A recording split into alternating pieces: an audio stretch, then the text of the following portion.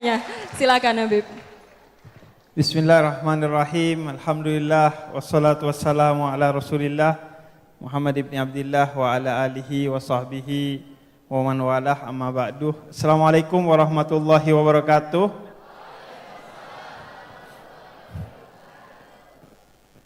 Pertama-tama saya mau menyampaikan permohonan maaf karena bagi saya salamnya pakai salam secara Islam sebagai seorang muslim, dan bagi yang non muslim silahkan menjawab sesuai dengan agamanya masing-masing, karena bagi saya setiap salam apapun latar belakang agamanya dia memiliki nilai yang sama, yaitu nilai perdamaian dan persatuan di antara kita. Saya sering bilangnya itu kambing nggak perlu mengembek untuk menyampaikan salam kepada ayam itu. Kambing nggak perlu berkokok untuk menyampaikan salam kepada ayam, dan ayam tidak perlu mengembek untuk menyampaikan salam kepada kambing tuh. Karena Anda jadi kambing barusan.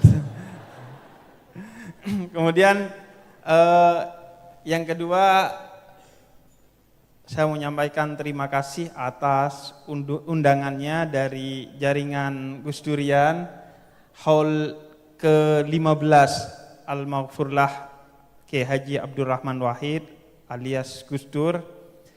Dan senang sekali Haul ke-15 Gus Dur ini adalah salah satu dari beberapa haul, diantaranya Haul Solo, yang seingat saya, sependek ingatan saya selalu hadir baik di Jakarta maupun di Yogyakarta. Alhamdulillah dari awal saya mu'alaf hall, awal saya kenal hall itu, Haul Gus Dur itu salah satu haul yang sependek saya ingat itu selalu saya hadiri baik di Ciganjur maupun di sini pada malam hari ini. Dan senang sekali karena pakai rebana, apalagi ada 150 penabuh rebana pada malam hari ini. Ini mengingatkan saya pada apa yang disampaikan Imam Jalaluddin Ar-Rumi, salah seorang sufi besar dari Persia.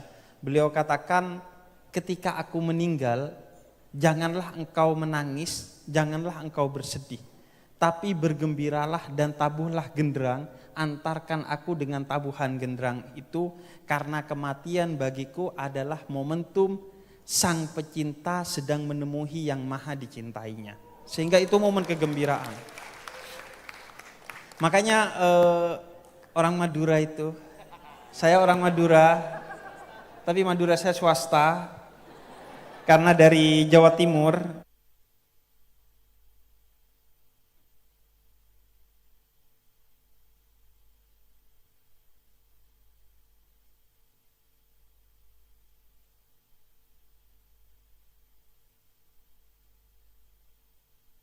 Bisa jadi dalam satu hati, sebagaimana khauf, rasa takut kepada Allah, dan roja, rasa berharap atas ampunan Allah, itu bisa menjadi satu kesatuan. Sedih dan gembira itu bisa menjadi satu kesatuan di hati orang Madura itu. Jadi orang Madura itu kalau sakit, di depan kamar pasiennya itu biasanya mereka menggelar tempat duduk tikar, kemudian bawa kopi, bawa rujak, bawa soto. Iya, jadi dimanfaatkan sekaligus itu untuk healing.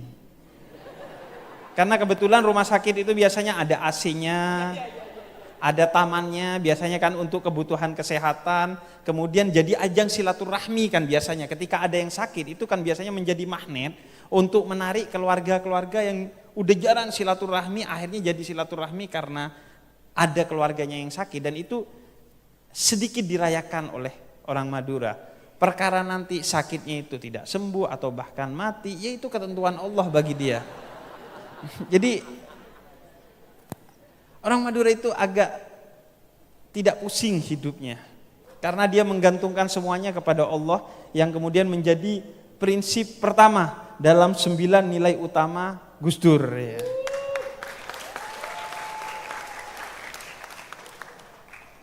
Saya nggak tahu apakah Gus Dur yang menginspirasi orang Madura atau Gus Dur yang terinspirasi dari orang Madura.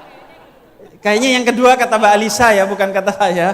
Kayaknya yang kedua, karena orang Madura itu kalau jual sate yang paling enak nomor 2 di dunia. Karena yang nomor 1 hanya Allah Ta'ala. Itu prinsipnya orang Madura itu. Kemudian yang ketiga, saya mau menyampaikan salam hormat kepada yang terhormat Pendeta Indrianto ya, yang baru saja hadir. Selamat datang dan salam hormat. Mengapa saya pertama menyampaikan salam hormat kepada beliau sebagai pendeta? Karena negeri ini sudah terlanjur tidak bersikap setara kepada muslim dan non muslim, kepada yang mayoritas dan kepada yang minoritas. Bangsa ini sudah terlanjur punya istilah mayoritas dan minoritas. Dan kita sebagai orang-orang yang berjalan di jalannya Gus Dur tidak menerima hal ini. Karena bagi kita, semua kita setara sebagai warga negara. Tidak ada mayoritas dan minoritas. Namun karena terlanjur kita memiliki budaya menyebut mayoritas dan minoritas, maka sebagai salah satu bentuk perjuangan kita untuk menarik teman-teman minoritas sampai ke titik yang setara kepada kita, teman-teman yang mayoritas, maka kita menjadikan minoritas sebagai prioritas dalam segala urusan kita. Agar mereka kemudian bisa terus tergerek naik sampai di titik yang setara dengan kita umat Islam sebagai warga mayoritas di Indonesia. Karena sudah terlanjur ada istilah mayoritas dan minoritas di Indonesia, dan itu agak sulit untuk kita lawan, sehingga mari kita berjuang sedikit demi sedikit untuk itu. Dan sekaligus agar beda dan setara, jadi salam hormat kedua saya kepada Ketua NU yang belum disebut dari tadi. Ada Mas Syafiq Ali di sana. Iya, jadi betul-betul ini jadi festival beda yang setara benar-benar ini. Jadi yang saya sebut justru yang tidak disebut dari tadi. Kalau yang sudah disebut sudah gak usah saya sebut ya. Iya. Syafiq Ali pimpinan Gus Durian cabang Jomblo. Jadi gitu. Tapi spesial saya tetap mau menyampaikan salam hormat kepada Romo Yai Ubaidillah dan Mbak Alisa Wahid selaku keluarga dari Gus Dur. Kemudian lagi-lagi saya ingin cerita tentang sebelum saya mau cerita, saya mau menyampaikan terima kasih dan apresiasi kepada itu yang memberikan fasilitas juru bicara bahasa isyarat kepada teman-teman tunarungu di luar sana. Saya rasa kita juga harus mulai sadar bahwa ketidaksetaraan, diskriminasi dan konflik itu bukan hanya tentang perbedaan agama, perbedaan suku, tapi juga tentang perbedaan antara kita yang merasa berkondisi yang normal dan mereka yang kita judge sebagai orang-orang yang tidak berada dalam kondisi yang normal. Saya rasa itu juga perjuangan yang harus kita perjuangkan dan kita apresiasi pada malam hari ini. Selanjutnya, lagi-lagi saya mau cerita tentang orang Madura swasta. Jadi saya di kampung sebagai bagian dari orang Madura swasta. Orang Madura swasta di kampung saya itu paling tidak itu selalu bertanya-tanya apakah sudah punya anak dan laki apa belum. Selalu sering ditanya, kamu sudah punya anak enggak? Anaknya laki atau perempuan? Pertanyaan itu biasanya muncul dari satu budaya yang entah dari mana muncul begitu saja. Saya rasa ini tentu tumbuh dari di kampung, bahwa kenapa punya anak dan paling tidak satu laki-laki itu penting bagi orang Madura swasta, karena anak laki-laki itu yang seolah-olah menjadi jaminan bagi terselenggaranya haul bagi orang tuanya. Jadi mereka itu selalu ingin punya anak laki-laki meskipun satu, karena yang bakal ngeholin dia itu anak laki-lakinya. Karena kalau anak perempuan kemungkinan dia akan ngeholi mertuanya, karena yang ngeholi biasanya suaminya. Jadi ada rasa berat hati ketika mereka masih belum punya anak atau punya anak perempuan semua. Tentu itu tradisi yang perlu kita perjuangkan untuk kemudian tidak ada lagi nilai-nilai itu, karena kita akan berprinsip pada nilai kesetaraan, baik gender, agama, suku, dan lain sebagainya. Namun dari sana saya ingin melanjutkan bahwa tradisi itu sebenarnya tidak memiliki kekuatan yang kokoh. Mengapa? Karena malam hari ini keluarga Gus Dur membuktikan, meskipun Gus Dur tidak memiliki anak laki-laki, tapi malam hari ini kita menyelenggarakan haul Gus Dur yang ke-15 setelah 15 tahun wafatnya almarhum Gus Dur.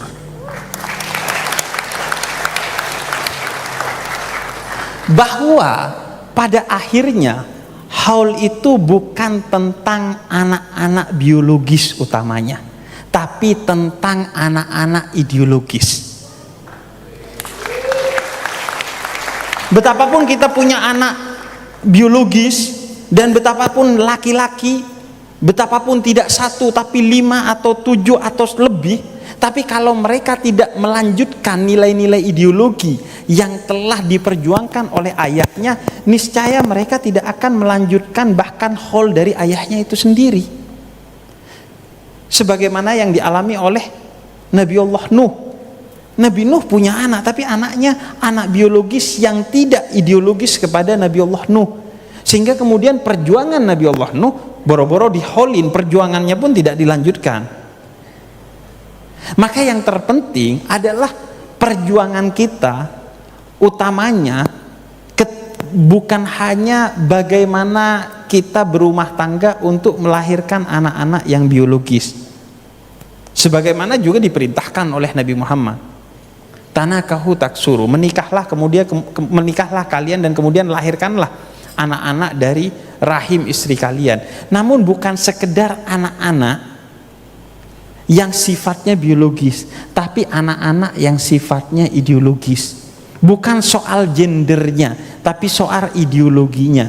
Mau perempuan, mau laki-laki, mau anak biologis kita atau bukan anak biologis kita, selama ideologi yang kita perjuangkan, kita sebarkan dan kita wariskan kepada generasi setelah kita, maka pastilah kita akan mendapatkan karunia dan pahala meskipun telah wafat dari apa yang telah kita perjuangkan secara ideologis tersebut.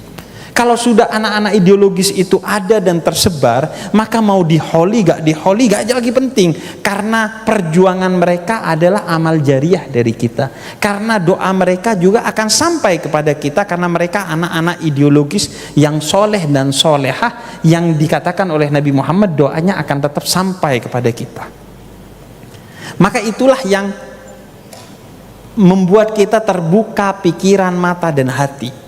Bagaimana kita menyiapkan anak-anak ideologis itu. Bagaimana kita tidak hanya berpikir tentang hidup kita saat ini dan di sini, tapi hidup kita di sana setelah ini, agar kita kemudian tetap mendapatkan limpahan karunia, pahala, dan rahmat dari Allah melalui anak-anak ideologis yang kita didik sebagai seorang pejuang. Kemudian pada malam hari ini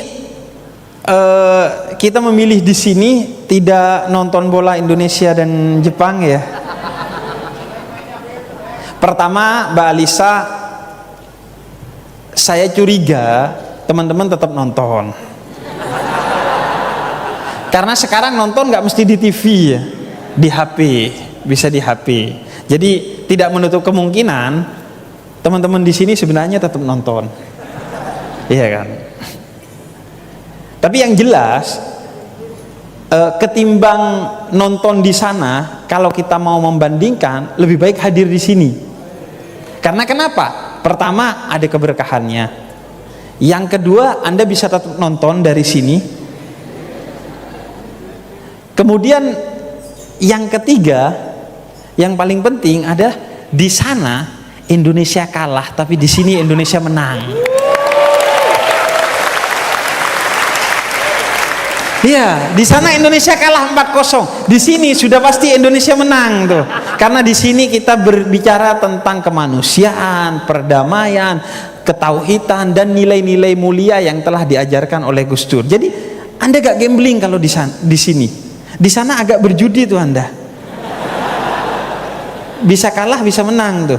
Kalau di sini sudah pasti menang karena Anda berdiri untuk Indonesia, untuk kemanusiaan, untuk persatuan dan lain sebagainya. Walaupun saya curiga seandainya almarhum Gus Dur hidup, kayaknya Gus Dur tidak keberatan kalau Anda tidak hadir di sini dan nonton bola. Curiga saya. Karena kenapa? Satu, Gus Dur suka bola. Walaupun satu hal, prinsip yang sudah pasti saya tidak setuju dengan Gus Dur adalah karena Gus Dur ngefans ke MU. Sudah pasti dalam hal ini saya tidak setuju dengan Gus Dur. Ya. Dan sudah pasti dalam hal ini Gus Dur agak susah diajak diskusi. Karena orang yang paling susah diajak diskusi, iya, itu pertama fans politisi, agak susah tuh diajak move on tuh. Yang kedua fans MU tuh, agak susah dibilangin. Jadi sudah pasti saya beda dengan Gus Dur urusan fans bola. Dan agak aneh memang Kiai ngefans ke MU,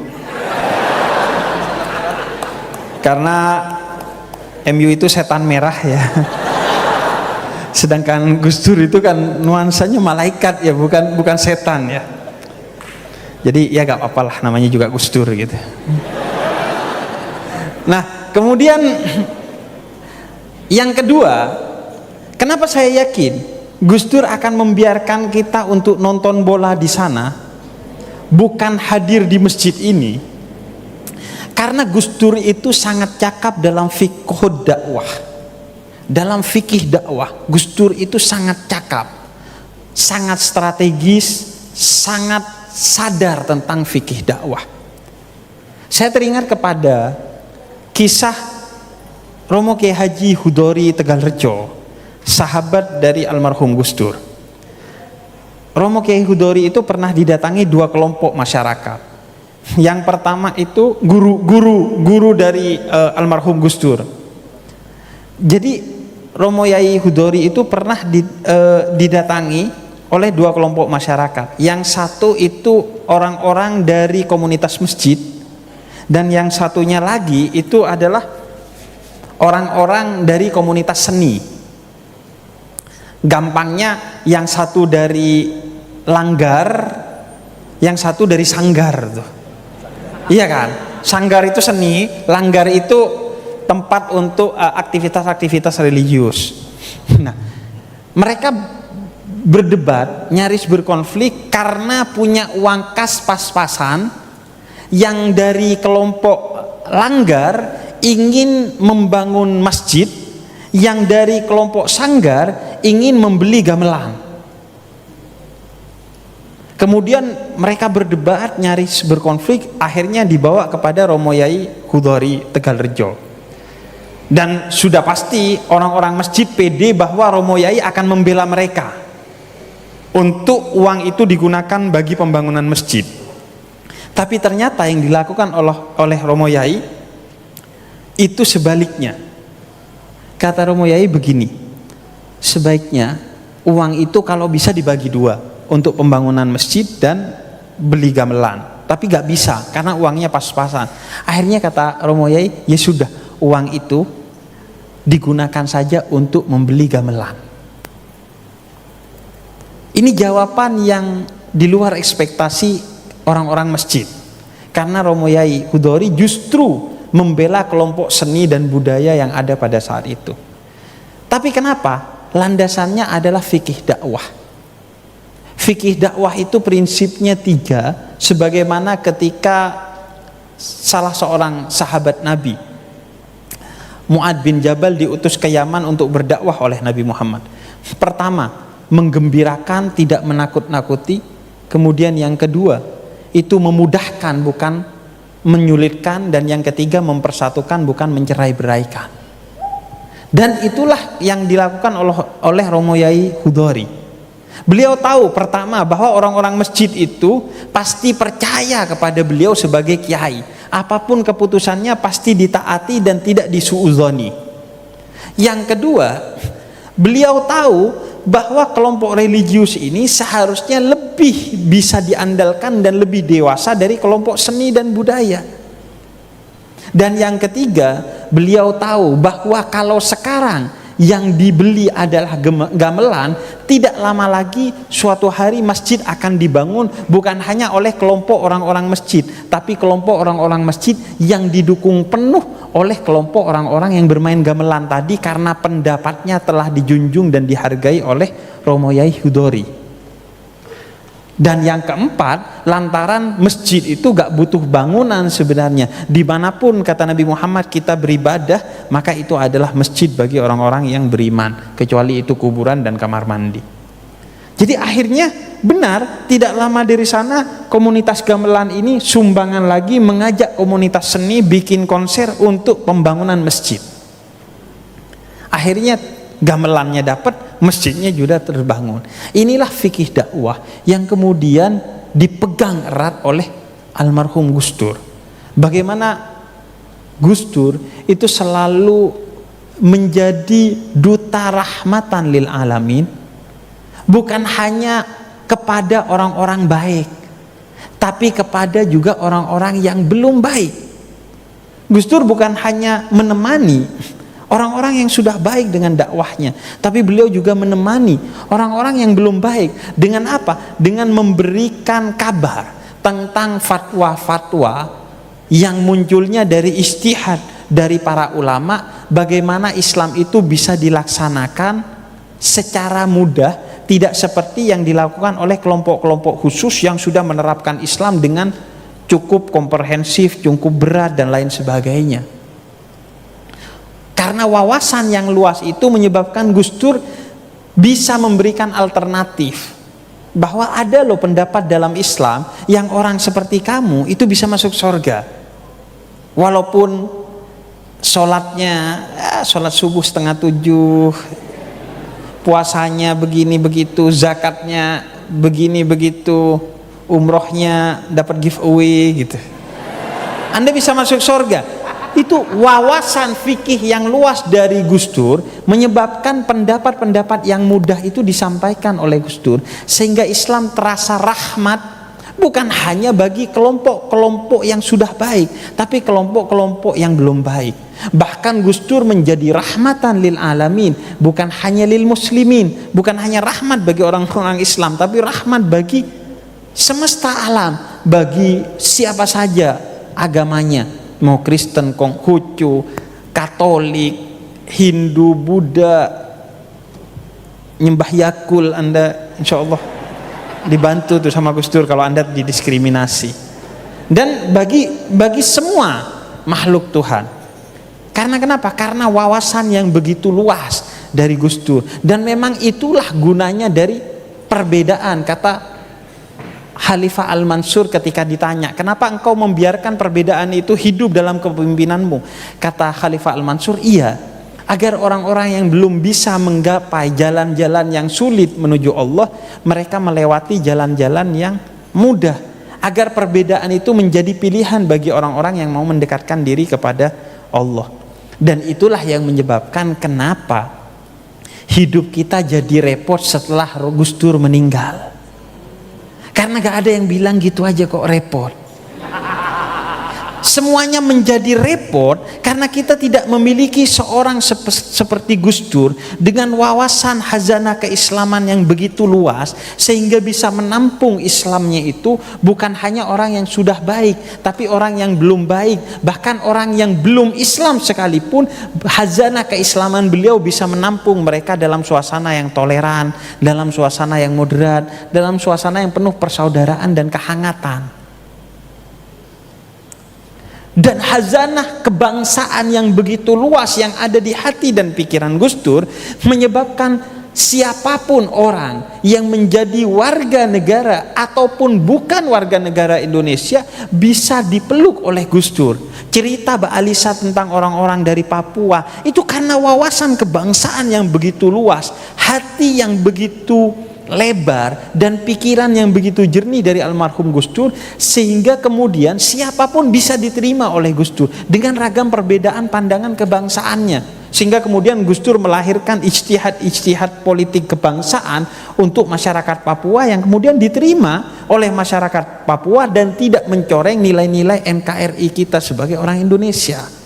Itu karena wawasan itu menyebabkan hidup kita gak repot. Yang bikin repot ini kan orang yang baru belajar Islam, baru kenal 1-2 ayat. Kalau sholat pakainya kulhu lagi. Itu yang bikin repot tuh. Yang wawasan keislamannya belum luas, wawasan kebangsaannya belum luas, sehingga ada perbedaan politik sedikit, itu akan menjadi konflik. Ada perbedaan pandangan keagamaan sedikit, itu akan jadi konflik. Itulah yang menjadi hidup kita repot setelah ditinggalkan oleh Gus Dur. Karena tidak ada orang yang seperti Gus Dur, yang memiliki wawasan yang luas dan berani. Yang terpenting adalah berani menyampaikan wawasannya itu kepada publik. Dan itulah yang dilakukan oleh Gus Dur. Memanfaatkan apa? Memanfaatkan salah satunya posisinya sebagai cucu dari pendiri Nahdlatul Ulama, sebagai cucu Mbah Hasyim Asy'ari. Karena Gus Dur tahu persis betapapun berbeda pandangan Gus Dur, orang akan tetap mikir dan hormat kepada Gus Dur. Dan itu dimanfaatkan. Privilege itu dimanfaatkan oleh Gus Dur bukan untuk dirinya, tapi untuk kemaslahatan umat. Privilege Gus Dur sebagai cucu pendiri Nahdlatul Ulama tidak digunakan untuk memperkaya diri, tidak untuk mengkultuskan diri, tidak untuk mencari jabatan, tidak untuk hal-hal yang sifatnya remeh-temeh, tapi digunakan oleh Gus Dur bukan untuk dirinya, bukan untuk keluarganya, tapi untuk umat dan masyarakat, untuk melindungi orang-orang yang tertindas, untuk melindungi orang-orang yang minoritas, dan untuk melindungi orang-orang yang tersingkirkan dan termarginalkan. Itulah yang kemudian, itulah yang pada akhirnya kemudian saya coba tiru sedikit dari Gus Dur. Kita tidak bisa mungkin berjuang sebagaimana Gus Dur. Kita mungkin tidak punya keteguhan hati, kejernihan pikiran seperti Gus Dur. Tapi mari kita mencoba melanjutkan.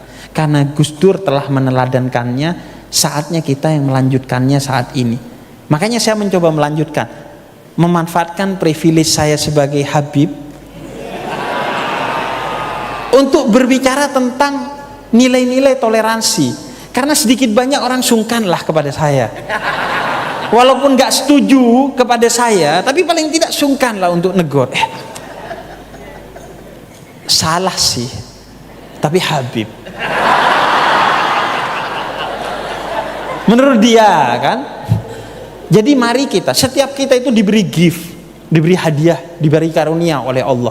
Nggak ada kita itu yang tidak diberi karunia. Makanya saya tidak pernah menyebut orang-orang yang tunanetra, tunarungu sebagai orang berkebutuhan khusus. Bagi saya mereka adalah orang berkemampuan khusus, bukan berkebutuhan khusus. Karena setiap orang oleh Allah diberikan hadiah, karunia, gift yang tidak diberikan kepada orang lain. Maka itu yang menjadi privilege kita. Cari privilege itu dalam diri kita, kemudian gunakan bukan untuk diri kita, tapi untuk orang lain. Kalian yang mendapatkan privilege sebagai anak orang kaya, gunakan harta itu untuk kemaslahatan umat. Yang mendapatkan privilege sebagai anak kiai, gunakan kegusan, itu untuk memberikan kemaslahatan, jangan untuk petang-tang peteng-teng. Iya, saya itu kan kalau mau gampang, kehabiban saya kan dibuat untuk petang-tang peteng-teng ya. Ngapain jadi untuk kemaslahatan? Tapi itulah hidup. Khairun nas anfa'uhum linnas. Sebaik-baiknya manusia, siapapun manusia itu adalah yang bermanfaat bagi orang lain. Dan terakhir, melanjutkan dari apa yang saya ambil dari Gus Dur. Sebagai ini, kenapa saya ceritakan? Agar setiap kita kemudian berpikir, pulang dari sini tidak sekedar kemudian selesai kita dapat berkah, enggak. Kita bawa PR, apa yang bisa kita teladani dari almarhum Gus Dur, apa yang kita bisa lanjutkan dari almarhum Gus Dur. Bukan persis seperti Gus Dur sebagaimana tadi disampaikan Mbak Alisa, tapi apa yang Tuhan berikan kepada kita yang bisa kita tiru dari Gus Dur, kita tiru sekecil apapun. Karena Islam itu tidak pernah mengukur besar kecilnya sesuatu, sampai atau tidaknya, tapi yang dihargai adalah prosesnya dalam Islam, sekecil apapun. Karena kalau yang diukur besar atau kecilnya ya, itu Nabi Nuh gak jadi nabi tuh. Karena pengikutnya 950 tahun berdakwah cuma 73 tuh. Itu di Instagram gak centang biru itu. Di TikTok gak bisa live itu.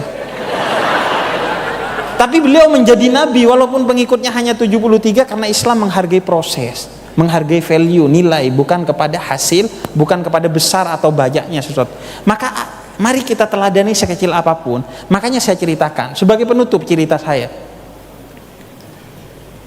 Salah satu yang kemudian juga saya teladani dan perjuangkan dari Gus Dur adalah sebagai imam pemuda tersesat tuh.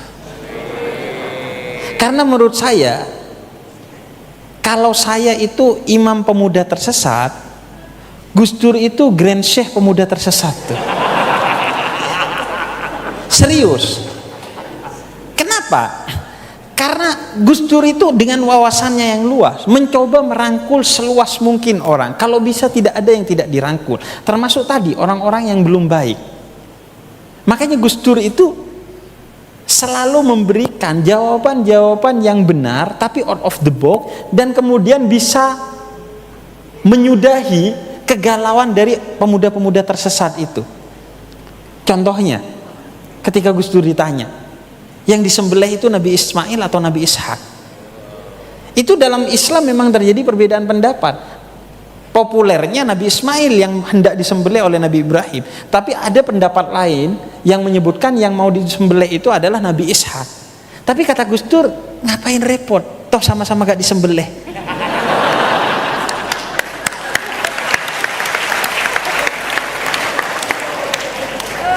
Iya, itu kan tipikal imam pemuda tersesat ya. Bagaimana kemudian memberikan jawaban yang solutif sesuai dengan akal setiap orang, sesuai dengan bahasa setiap orang, sehingga Gus Dur itu menjadi rahmat bagi semua, menjadi ayah bagi semua. Karena wawasan yang luas yang kemudian diolah dengan kreativitas yang tinggi, sehingga beliau bisa mengatasi. Saya yakin kalau almarhum Gus Dur itu masih hidup sampai sekarang, itu ada banyak pertanyaan-pertanyaan pemuda tersesat itu yang selesai di Gus Dur tuh. Misalnya saya pernah ditanya tuh, kiamat itu kan hari Jumat ya, negara yang masih Kemis atau sudah Sabtu itu gimana? Itu kan kita butuh Gus Dur untuk menjawab itu ya. Para kiai bisa menjawab itu, tapi kreativitas dengan sedikit komedi ala Gus Dur itu yang sulit untuk ditiru oleh kita. Misalnya kalau ada yang nanya, pintu surga itu didorong apa digeser, itu Gus Dur yang bisa jawab itu. Makanya pada akhirnya malam hari ini kita sadar bahwa kita butuh Gus Dur. Tapi bukan utamanya Gus Dur sebagai sosok, bukan utamanya Gus Dur sebagai presiden, bukan utamanya Gus Dur sebagai ketua NU, bukan utamanya Gus Dur sebagai ayah dari anak-anaknya, tapi Gus Dur sebagai satu rahmat bagi semua. Kita sadar bahwa setelah ditinggalkan Gus Dur, hidup kita repot. banyak orang terdiskriminasi, banyak orang tidak tertolong, banyak orang termarginalkan. Karena itu semua hal itu tidak sepatutnya dijadikan kenangan oleh kita. Kita kumpul di sini bukan untuk mengenang Gus Dur. Kita kumpul di sini bukan utamanya untuk mendoakan Gus Dur. Karena insya Allah Gus Dur telah begitu terkenang. Gus Dur telah banyak mendapatkan kebaikan dari kebaikan yang telah dilakukan ketika hidupnya. Banyak mendapatkan doa. Tapi utamanya bagaimana krisis yang muncul akibat tidak lahirnya orang-orang seperti Gus Dur ini akan kita atasi mulai malam hari ini dengan terus melanjutkan perjuangan Gus Dur, karena Gus Dur telah meneladankan dan saatnya kita melanjutkan.